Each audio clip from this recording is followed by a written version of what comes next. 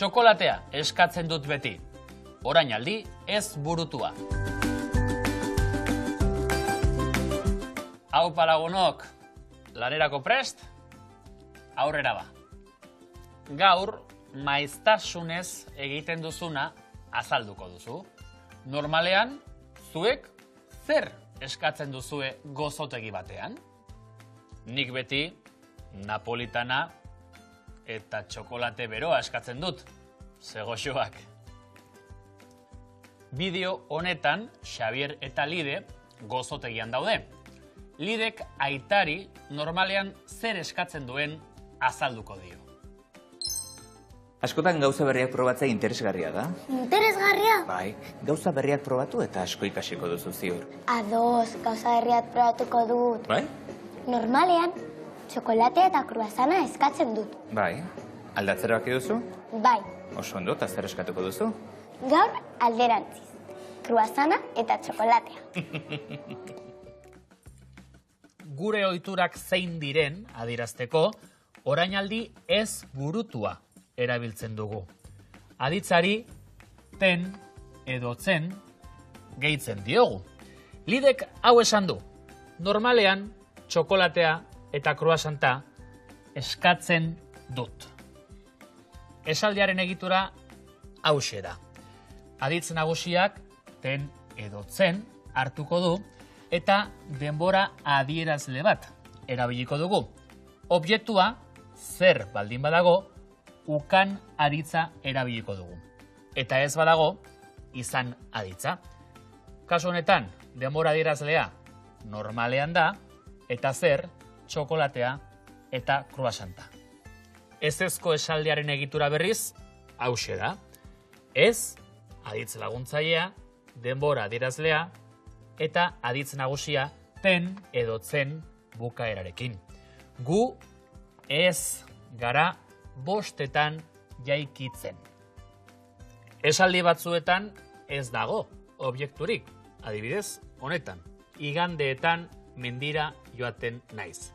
Kasu honetan, noiz, igandeetan, nora, mendira, eta izan aditza erabiliko dugu gero, naiz. Adi, aditz batzuek ten amaiera dute, eta besteek tzen.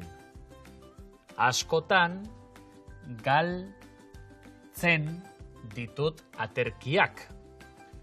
Gurasoak larun batetan etortzen dira gure etxera. Nire lagunak egunero 3 kafe edaten ditu. Asko ikasten da ingura metodarekin. Ikasten. Ohiturak adierazteko denborazko adverbioak erabiltzen ditugu. Hemen dituzue hoietako batzuk.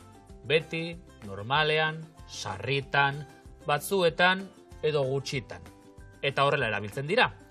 Ni sarritan joaten naiz kiroldegira. Autoa gutxitan erabiltzen dut. Aukeratu erantzun egokia. Lide oso gozozalea da. Lidek askotan ala gutxitan eskatzen du txokolatea. Lidek askotan eskatzen du txokolatea. Orain, osatu esaldiak.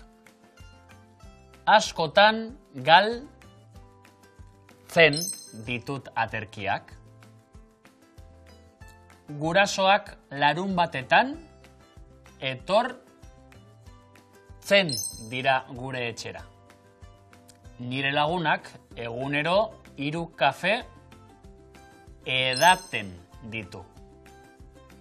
Asko ikasten da ingura metodoarekin.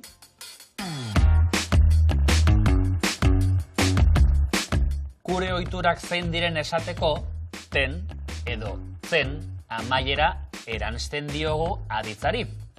Baiezko esaldiak. Objektua badago, ukan aditza erabiltzen dugu. Objekturik ez badago, izan aditza erabiltzen dugu. ezezko esaldiak.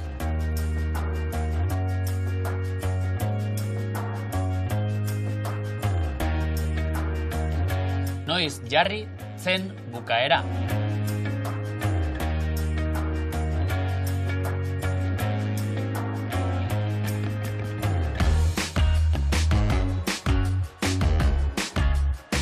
Noiz jarri ten bukaera.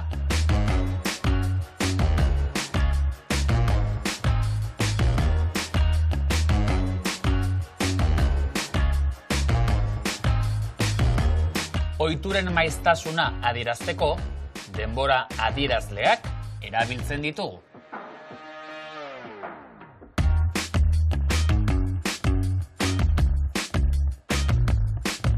Laster arte, lagunok!